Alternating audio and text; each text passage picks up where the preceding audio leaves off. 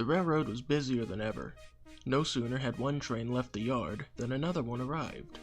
Andrew was working so hard his wheels ached. Hubert had to go back to work on his branch line, so unfortunately he couldn't help. The other engines were tired too. Trains were getting heavier and heavier, and pulling them over the mountains was especially difficult. At last, the railroad decided to build new engines that could handle the heavy workloads. Are you sure these freight cars are all for this one train? Well, that's what the order said. But it's so long and heavy. I don't think there are enough engines available to pull this train.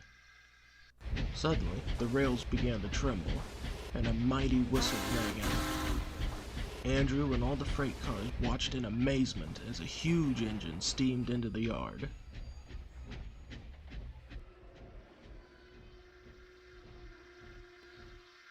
"Good morning," he said cheerfully.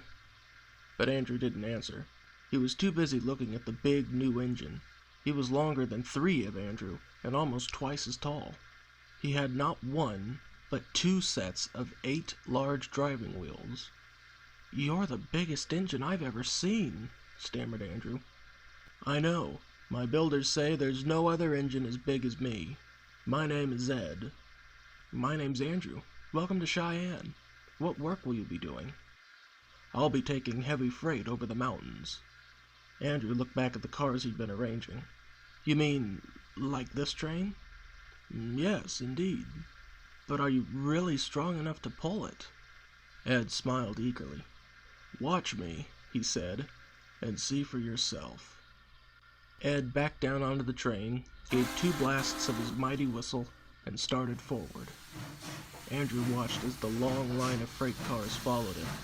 The big engine, without a single wheel slipping, gathered speed and set off down the main line. "Goodbye," he called back. "Until next time."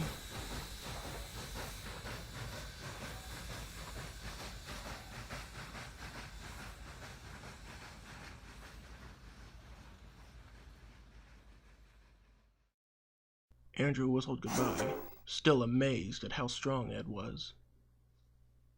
Ed thundered down the line, starting his climb over Sherman Hill.